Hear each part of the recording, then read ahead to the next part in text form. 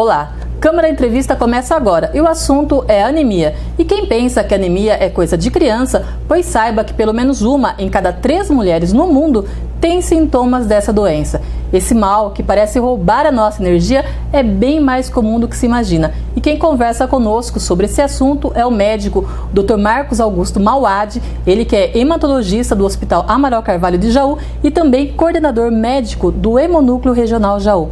Doutor, muito obrigada pela sua presença aqui no estúdio da TV Câmara. Eu que agradeço. Obrigado. Doutor, é isso mesmo? A anemia é um mal que parece roubar a energia da gente?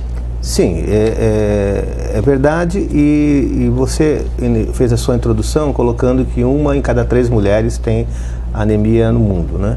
E a gente lá no Hemonúcleo, a gente tem observado isso no sentido de que em torno de 40% de doadores de sangue que nos procuram são mulheres, mas que efetivamente a doação é feita de 80% de homens, apenas 20% mulheres que doam. Ou seja, 50%, metade das mulheres que nos procuram para ser doadoras não são porque têm anemia. Metade das que procuram, então elas acabam sendo rejeitadas na doação? São rejeitadas, uma rejeição temporária, até se fazer a correção da anemia, para depois elas poderem doar. Mas é importante que o hemonúcleo, a doação de sangue, ela tem um carisma de ser uma pessoa de boa saúde, eutrófica, uma pessoa que esteja bem. Então, as pessoas que nos procuram para doar já vêm com esse espírito, achando que estão clinicamente muito bem. E metade das mulheres que vêm com este espírito apresentam anemia. E por que esse índice tão grande? Por que as mulheres são tão suscetíveis à anemia? Antes da gente fazer esse comentário, eu gostaria de pontuar para vocês que a medula óssea, o tutano, o mocotó, que a gente chama de medula óssea, é aquela geleia que tem no meio dos ossos, ali é a fábrica do sangue. Dentre os elementos que é fabricado ali, está um elemento chamado glóbulo vermelho. O glóbulo vermelho, ele é uma célula que tem a capacidade de carregar a hemoglobina, que pega o oxigênio que nós respiramos, que pega o oxigênio do pulmão e leva para todo o nosso corpo. Certo.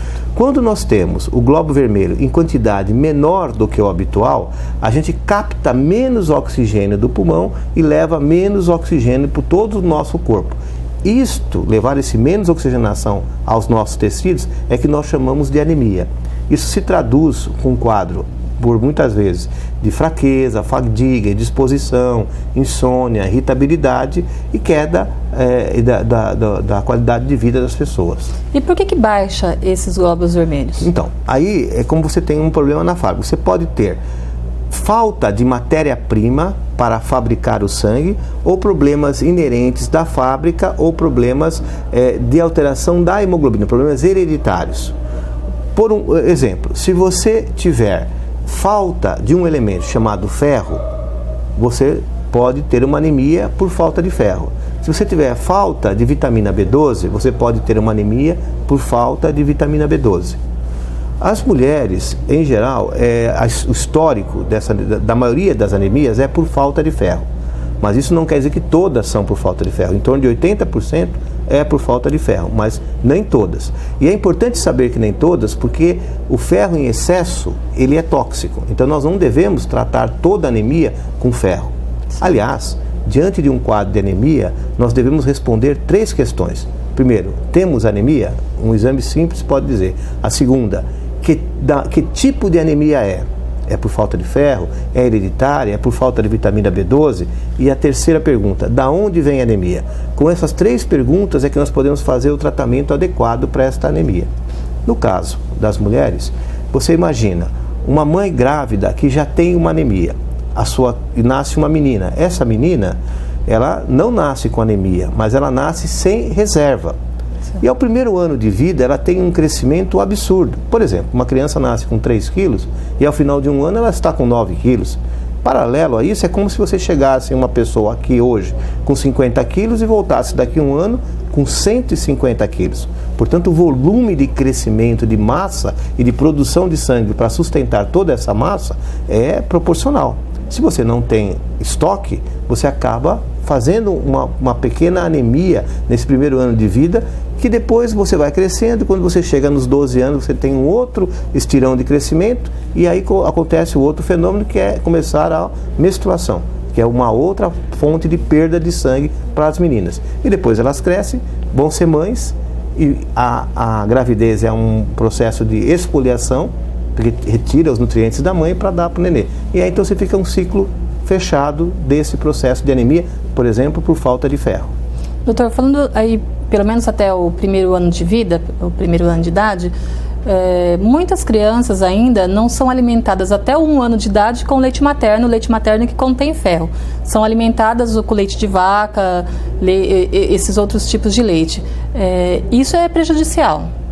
Isso é prejudicial e os pediatras, eles têm como boa prática fazer avaliação de anemia nas crianças. Isso é uma prática muito adequada dos pediatras para tentar já, neste primeiro momento, fazer um diagnóstico correto de anemia e fazer uma suplementação correta para não ter nenhum problema no desenvolvimento dessas crianças. O senhor falou aí que 80% pelo menos das anemias são por falta de ferro. Certo. E como fazer para se conseguir ferro no meio ambiente? Então, porque assim, o organismo não produz ferro. Não, o organismo não produz ferro, e o ferro, ele é um elemento que é um metal que, quando está dentro da nossa hemácia, que é a célula do glóbulo vermelho, quando essa célula do glóbulo vermelho, que dura em torno de 120 dias, ela morre por envelhecimento, esse ferro é liberado na nossa corrente sanguínea e é reutilizado para fazer novos glóbulos vermelhos. Então, o ciclo do ferro no corpo humano, ele é muito fechado. Se você não perder o ferro, você não tem tanta necessidade de ferro. Dentro desse aspecto... Mas a perda é só mediante sangramento? A perda é basicamente mediante sangramento e muito pouco no crescimento de cabelo, unhas, pelos. O resto não tem perda, a gente não tem perda de ferro.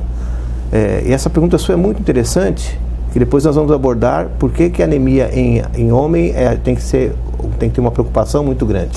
Né? Diferente da mulher, que tem uma perda que a gente sabe que é a menstruação, ou outra perda que a gente sabe que é a gravidez.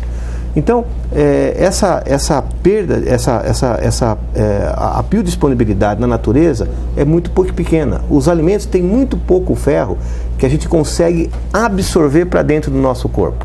Mas aí a gente tem aquelas histórias, por exemplo, tomar suco de beterraba, tomar suco de laranja, tudo isso, vegetais da cor verde escura.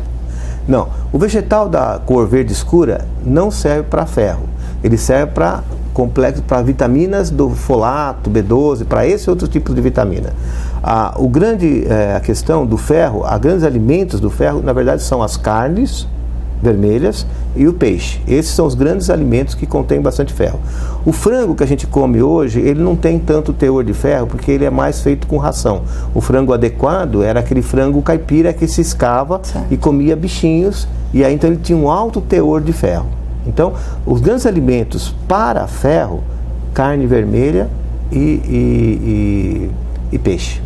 Quem tem uma alimentação rica, por exemplo, em carne vermelha, ainda assim pode ter anemia por falta de ferro ou normalmente não? E tudo isso é um gradiente do que você entra e do que você perde. Imagine, nesse exemplo que você está dando, uma moça que come bastante carne vermelha, mas tem um fluxo menstrual abundante, mensalmente perdendo, por exemplo, quase 2 copos, 1,5 copo, 2 copos de sangue todo mês. Isso em 1 ano dá mais ou menos 1 litro, em 10 anos dá 10 litros, com uma reposição que não é tão adequada mesmo, que é pequena. Ela acaba tendo uma resultante negativa e pode fazer, sim, a ferrodeficiência. Doutor, e como saber se o que nós estamos comendo em termos de ferro é superior ou equivale àquilo que nós estamos perdendo? É só o exame? Não, então é assim, o exame sim, sem dúvida, um hemograma vai definir se você tem anemia ou não, e se você tiver, você terá que fazer outros exames para responder aquelas 2 questões que eu coloquei.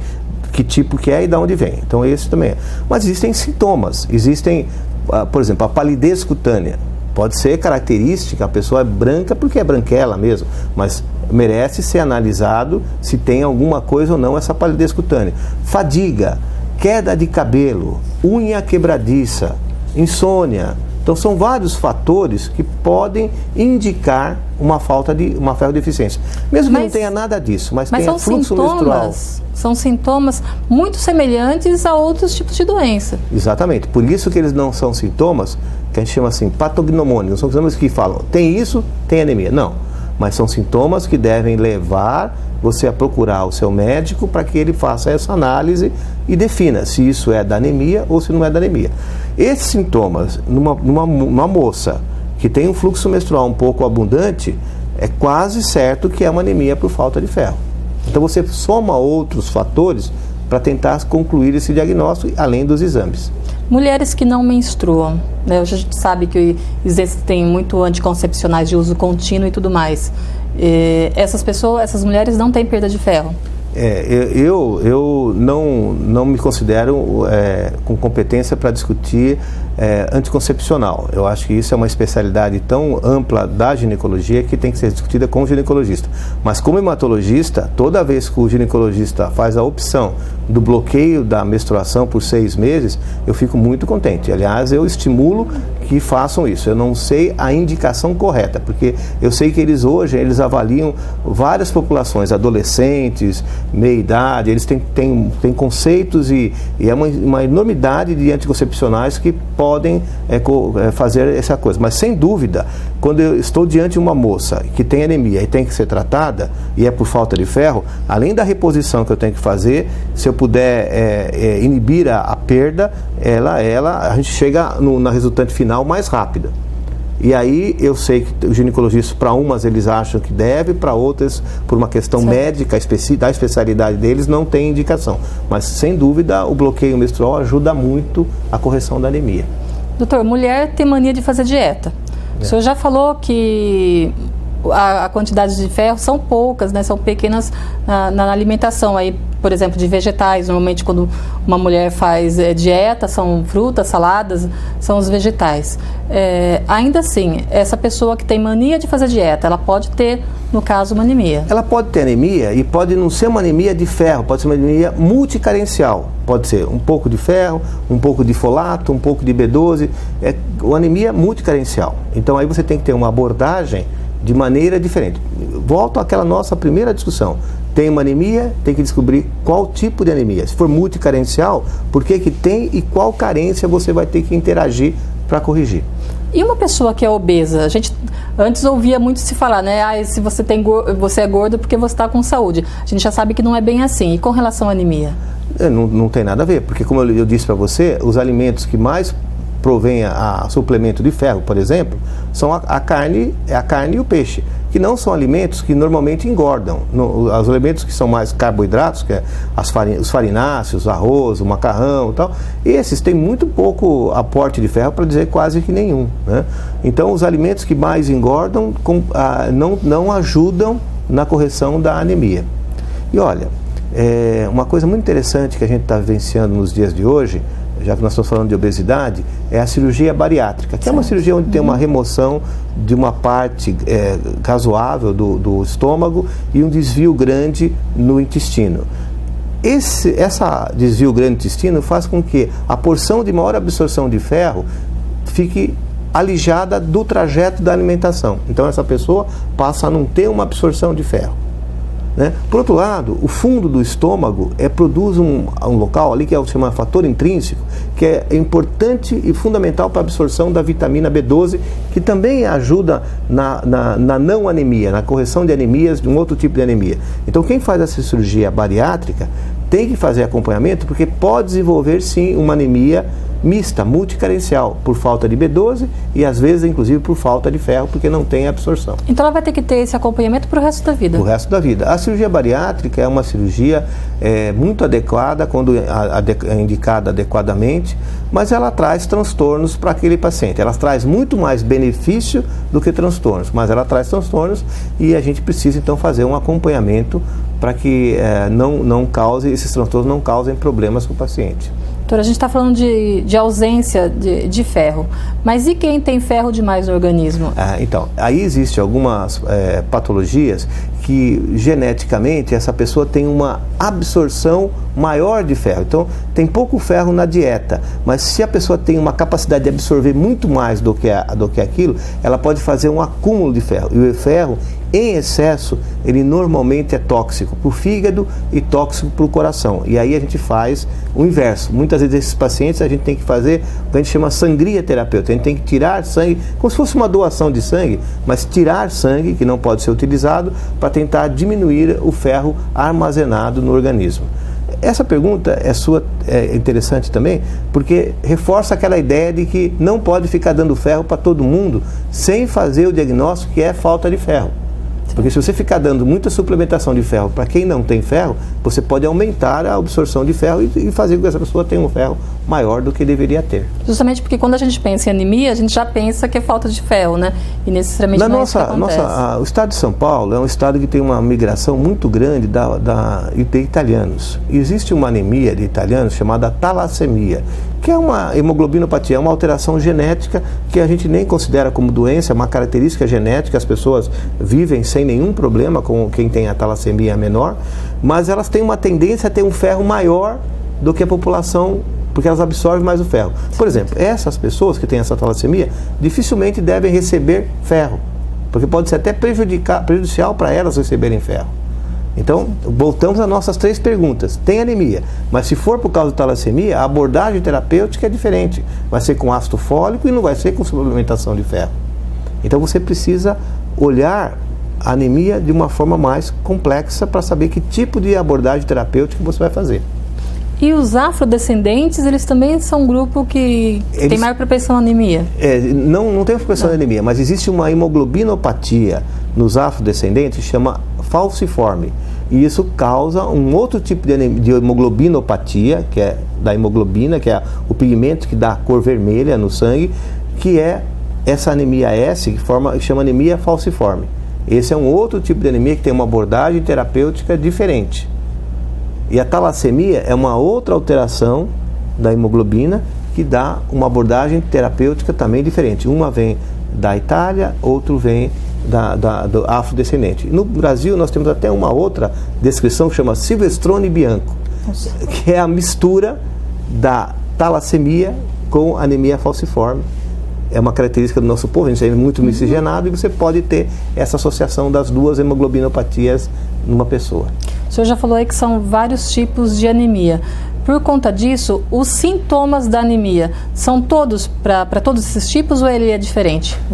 Ele varia de pessoa para pessoa, de intensidade para a pessoa, sensibilidade, porque existem outros correlatos que você pode ter com anemia. Então, se a pessoa ela vai tendo uma anemia e ela vai se adaptando cronicamente a essa anemia e diminuindo a sua atividade física, fazendo uma atividade, então, ela pode até achar que é normal. Que ela pode não sentir que tem anemia? Não é que ela não sente, é que ela se adapta a uma... Por exemplo, ela não deixa de ser esportista, ela deixa de ser um pouco mais sedentária e tal, e achando que isso faz parte da normalidade, enquanto na verdade não é. Né? De quanto em quanto tempo uma pessoa deveria fazer um exame para detectar se tem anemia ou não? Tem isso ou não tem? Não existe uma regra. A regra é, na infância deve ser, e os pediatras fazem isso, aqui em Jaú, aqui na nossa região, nós temos os pediatras são ótimos, né? Então a regra deles é fazer hemograma em toda a criançada, então não tem. Os ginecologistas, eu vejo que eles pedem hemograma para todas as moças que vão na obstetrícia, ginecologia, faz parte da avaliação. E até os clínicos, o hemograma é um exame meio de rotina, né? O que é importante, eu acredito que o diagnóstico de anemia na mão dos médicos, eles são feitos com bastante facilidade. O que é importante é, uma vez feito o diagnóstico de anemia, responder as 2 perguntas. Tá. Que tipo de anemia e por que veio? Uma coisa que é interessante colocar, que nós estamos discutindo anemia doença, mas existe uma outra situação, que é anemia sintoma. Pode parecer um pouco técnico, certo, mas é simples de entender. Anemia doença é quando você tem um problema próprio da anemia, como nós temos deficiência de ferro. Tal. Agora, imagine que você é um homem na minha idade e você faz uma anemia. Não é para um homem acima dos 50 anos, por exemplo, acima dos 40 anos, ter anemia. Não tem justificativa para ter anemia. Então isso é um sintoma que a gente tem que procurar saber por que ele tem anemia.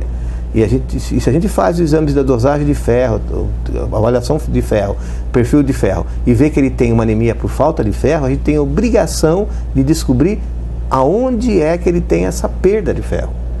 E aí então tem que fazer aqueles exames que chama endoscopia, colonoscopia, para procurar sangramento em trato digestivo, para a gente não sofrer nenhuma surpresa desagradável para frente. Ele tem um tumor escondido, por exemplo, que o sintoma inicial foi anemia. Doutor, eu acho que é um pouco difícil, porque assim, a criança a mãe leva no médico, as mulheres têm o hábito, né, de ir ao médico. Agora os homens, eles só vão quando estão muito ruim mesmo. Acaba se descobrindo alguma doença já em estado avançado. Mas você sabe que eu acredito assim, por causa da questão, isso é o benefício, né? Por causa da questão do colesterol, muitos médicos vão, acima dos 40 anos, vão fazer um tal do check-up, que eles gostam de falar, que é vá no cardiologista ou no clínico geral, para fazer o exame de colesterol, triglicérides e tal. Eles estão fazendo esses exames de sangue. E hoje, você vai num cardiologista fazer colesterol, triglicérides, ele pede o hemograma. É rotina dos cardiologistas pedirem hemograma. Então, o que acontece é acesso. Eu acho que hoje toda a população tem mais acesso aos serviços de saúde do que era há 20, 30 anos atrás. E eu tenho certeza que se você for num cardiologista, qualquer parente seu de 40, 50 anos, e ele pedir os exames, ele não vai pedir colesterol, triglicérides, ele pede colesterol, triglicérides, astúrio e pede o hemograma também, que é o exame que vê se tem anemia. É uma rotina também isso já. Certo. Doutor, o senhor falou da anemia, no caso, como sintoma. Isso. A anemia, ela pode ser resultado, ela pode esconder doenças maiores. Por exemplo, uma pessoa que apresenta, de repente, um quadro de anemia, ela pode correr um risco, sério risco de um AVC, por exemplo? Ou de alguns tumores? Não, mas assim, se a pessoa, vamos dizer, uma pessoa adulta, por exemplo, tem uma anemia, ela pode ter, se essa anemia for por falta de ferro, ela pode ter um câncer de intestino, que está sangrando gota a gota, dia a dia, nos últimos 2 anos, e esse aí ser o responsável pela anemia dela. Ou um câncer de bexiga, então, ela é um sintoma daquele câncer. Uma pessoa que tem uma leucemia, que é um tumor da medula óssea, que ocupa a medula óssea, portanto bloqueia o espaço natural de produção do sangue, ao produzir menos glóbulo vermelho, vai ter anemia. Mas não é anemia que dá leucemia. Que é o que a gente escuta muito. Olha, se você não tratar a sua anemia, você vai ter leucemia. A anemia não dá leucemia. Quem tem a leucemia, geralmente cursa com anemia. É o contrário. A anemia é um sintoma da leucemia e não a causa da leucemia. A maioria das pessoas, maioria absoluta das pessoas que têm anemia, tem tratamento muito simples e resolvem esse problema do resto da vida. Voltando na anemia com relação à falta de ferro, o senhor explicou que o nosso organismo não produz ferro, mas ele retira o ferro do que a gente consome, dos alimentos. Existe algum alimento que dificulta ou impede a absorção desse ferro? Todos os vegetais, eles têm, o ferro, ele é um oxidante. Então todo o ferro que fica no trato digestivo, ele deveria ser eliminado, né? E todos os vegetais, eles funcionam como uma esponja no nosso organismo. Eles limpam o nosso organismo, inclusive do ferro. Então, os vegetais, eles são até contrários ao tratamento da anemia. Eles acabam levando o ferro embora. Certo. Porque o ferro em excesso é tóxico. Então, às vezes a gente está consumindo vegetal demais, achando que está tendo algum benefício, pode não ter. Em relação ao ferro, não. Consumir vegetais em abundância sempre é muito bom, porque tira o que a gente chama de radicais livres, tira substâncias que podem ser até cancerígenas. Então, comer muito vegetal é muito bom, é uma dieta saudável. Mas para tratar, tanto é que para tratar a anemia, na hora de ferro, esse suplemento de ferro que a gente dá, a gente costuma dar em horários que sejam distantes da alimentação, para não ter o efeito da alimentação levar ele embora, para favorecer a absorção.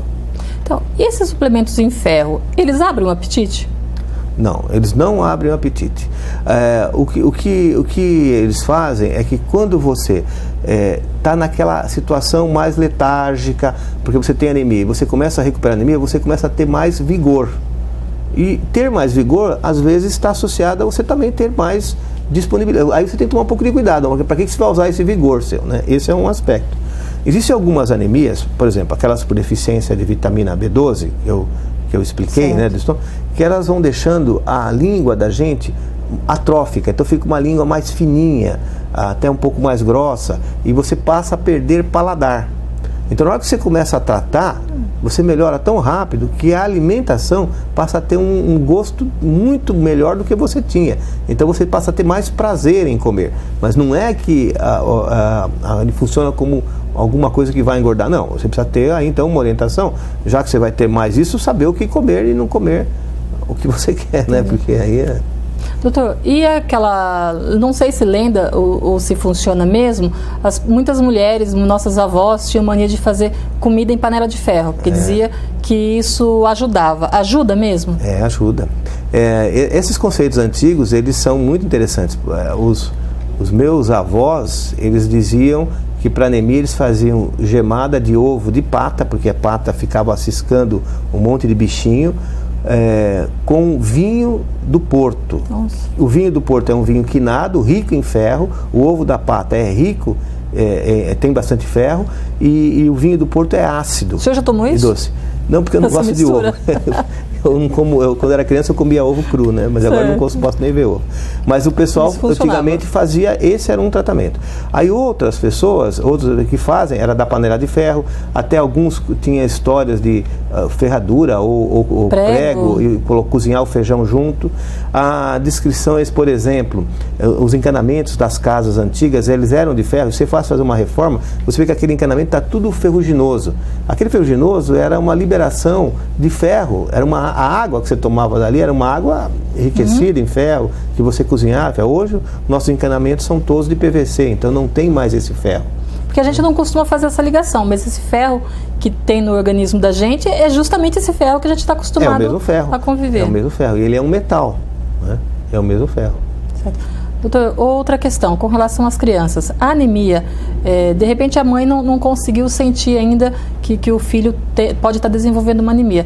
Mas a anemia, ela prejudica o aprendizado e prejudica o crescimento e o desenvolvimento da criança. Isso, ela pode prejudicar o aprendizado, ela pode prejudicar o desenvolvimento da criança, a concentração, para nós adultos, a irritabilidade, insônia, às vezes sonolência. As sintomatologias são muito diversas. Por isso que faz parte do arsenal do pediatra fazer hemograma periodicamente nessas crianças. Às vezes um déficit de atenção pode ser resultado de uma anemia. Déficit de atenção abre uma janela, pode ser várias coisas, mas uma delas é a anemia. Certo. Outra coisa, quem tem anemia por falta de ferro tem apetite por substâncias não alimentares, como terra, gelo, macarrão cru, limão, giz. Isso é verdade mesmo? Isso chama-se malácia, né? Chama-se perversão do apetite.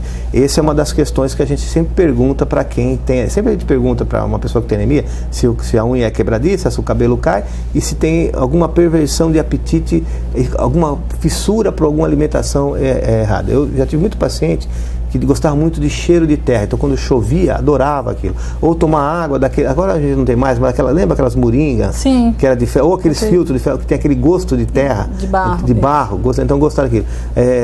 Chupar tijolo, gostar de chupar tijolo, porque tem então comer gelo, comer arroz cru, pegar a punhadinha de arroz cru e pôr na boca, arroz, você põe aquela na água acho que para amolecer, aí pega aquele punhadinho e fica pondo na boca para comer.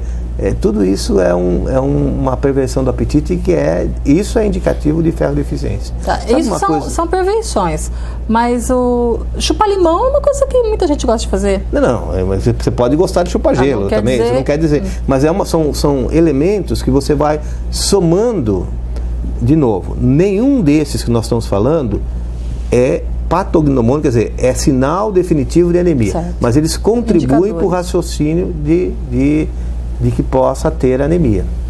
Doutor, o senhor já falou que por conta dos vários tipos de anemia, os tratamentos também são diferenciados. Agora, por que tem aquela pessoa que só resolve o problema de anemia dela com transfusão de sangue? Precisa tomar bolsas de sangue? Existem duas situações diferentes, né?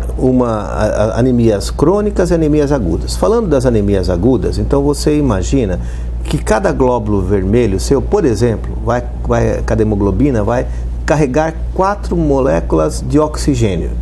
Num paciente que tem uma anemia crônica, então ele tem uma quantidade menor de glóbulos vermelhos, e os glóbulos são menores, por uma questão de adaptação, a capacidade de de levar o oxigênio para o tecido, enquanto que aquela hemoglobina, aquela hemácia normal leva, por exemplo, 3 moléculas de oxigênio, essa da anemia crônica acaba levando 4. Então ela consegue fazer uma compensação crônica. Por isso existe uma adaptação.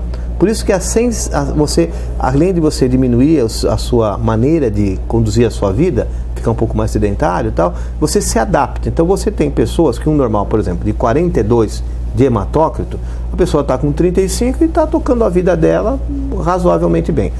Mas uma pessoa que tem 42, 45, por exemplo, como eu, de hematócrito, se eu cair para 35 porque eu fiz um acidente e fiz uma hemorragia grave, eu não consigo levantar da cama, porque eu não tenho período de adaptação. Então, nessa situação, é uma anemia com muita gravidez, de instalação muito rápida. Muitas vezes você tem que fazer uma transfusão de sangue, porque falta oxigenação, falta oxigênio para o organismo, e isso põe em risco ter problema cerebral, problemas cardíacos e problemas de risco à vida da pessoa numa anemia aguda. Por outro lado, tem algumas doenças crônicas que vão causando uma falência do tutano, da medula, da fábrica do sangue. Então a fábrica do sangue não produz mais uma quantidade suficiente de glóbulos vermelhos para sustentar a vida daquela pessoa. E para essas pessoas, às vezes, o único tratamento que sobra é a reposição de sangue, de concentrado, de bolsas de sangue, para repor o sangue vermelho que não consegue produzir mais. Então, são situações diferentes. Em geral, né? São as pessoas idosas que mais precisam de transfusão? Geralmente são pessoas mais idosas no sentido... Os jovens, geralmente, é acidente. Né? Os pacientes que são renais crônicos têm uma tendência de poder necessitar de transfusão, porque existe uma relação do rim com a produção de um hormônio que estimula a produção da medula. Então, esses também, renais crônicos, que fazem diálise, têm uma chance maior de ter necessidade de fazer transfusão de sangue. Patologias agudas, como acidentes, necessidade de transfusão de sangue. E doenças da medula óssea, por exemplo, como leucemias, como aplasias de medula, como insuficiência da medula, às vezes tem necessidade de transfusão de glóbulos vermelhos para que a gente possa manter o nível adequado do sangue e da oxigenação tecidual. Há também pacientes que fazem tratamentos que deprimem a produção de sangue, como, por exemplo, tratamentos de quimioterapia, tratamentos de radioterapia, que podem diminuir a produção e que, por vezes, pode ser necessário a reposição do sangue na bolsa de sangue.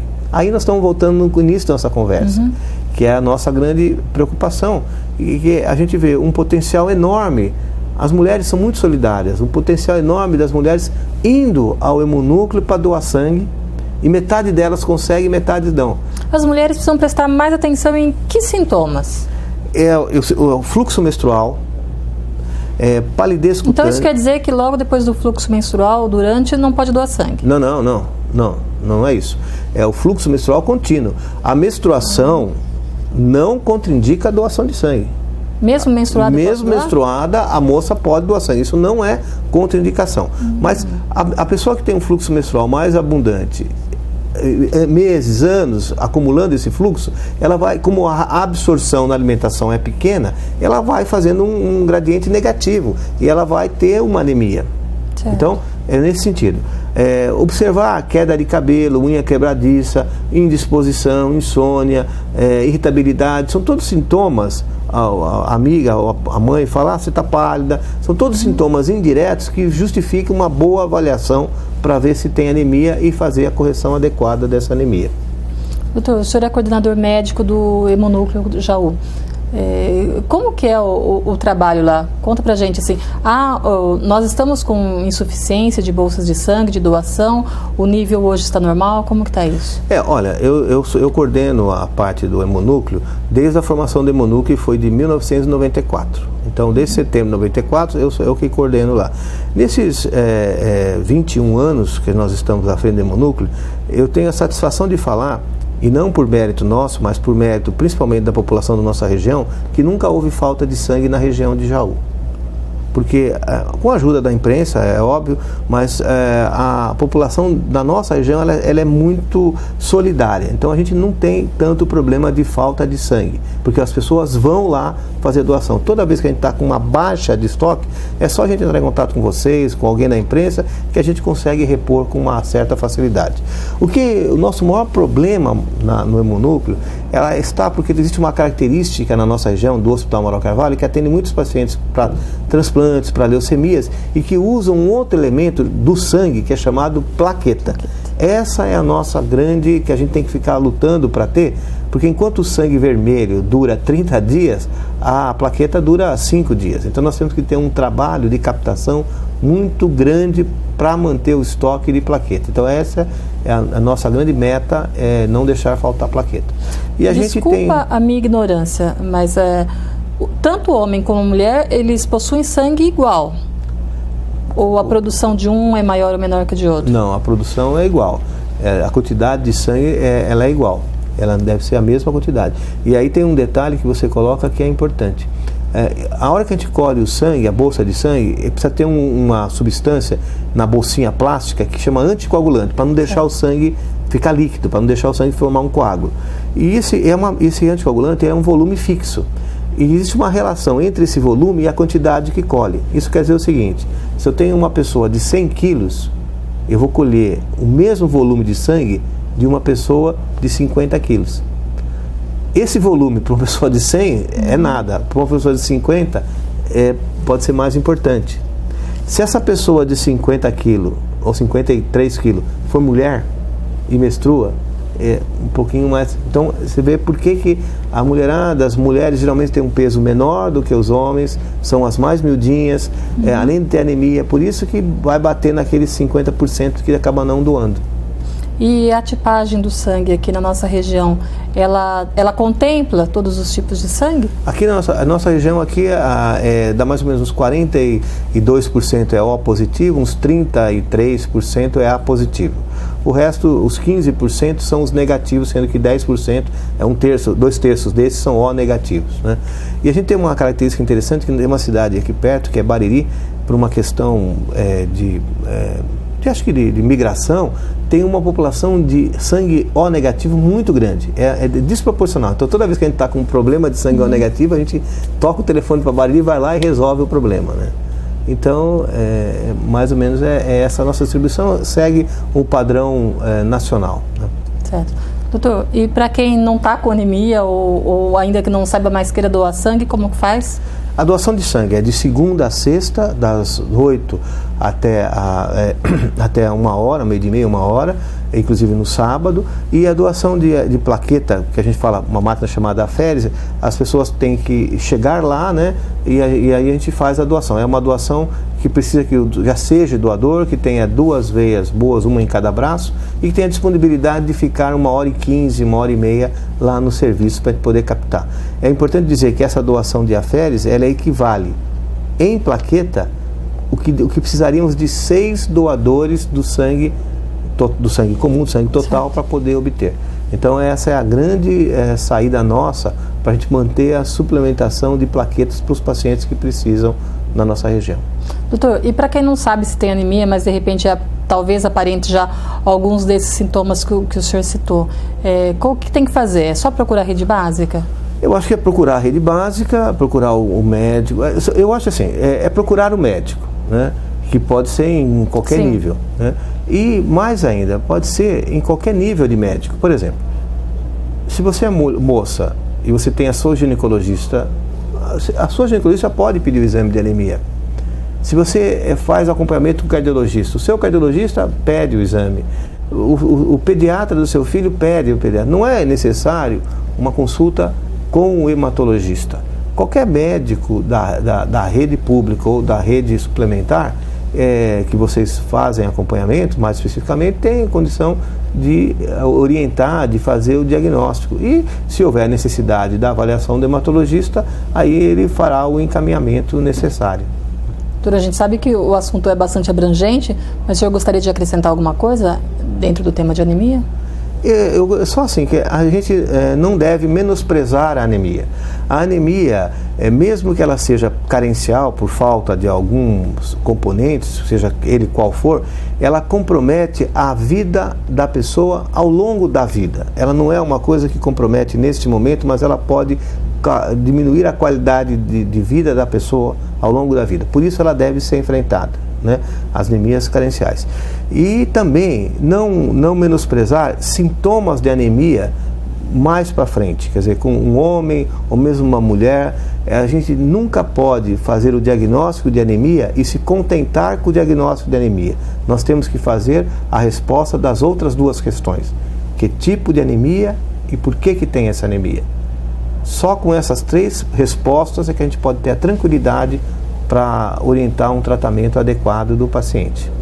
Doutor, agradecer, muito obrigada pela sua presença, por dedicar um pouquinho do tempo do senhor para trazer essas informações ao público da TV Câmara. Obrigada mesmo. Eu que agradeço, e agradeço vocês também pelo apoio e pela campanha que vocês têm ajudado a gente na divulgação dos nossos doadores de sangue. E que nós precisamos continuar para não deixar essa peteca cair. Pode contar sempre conosco. Obrigado.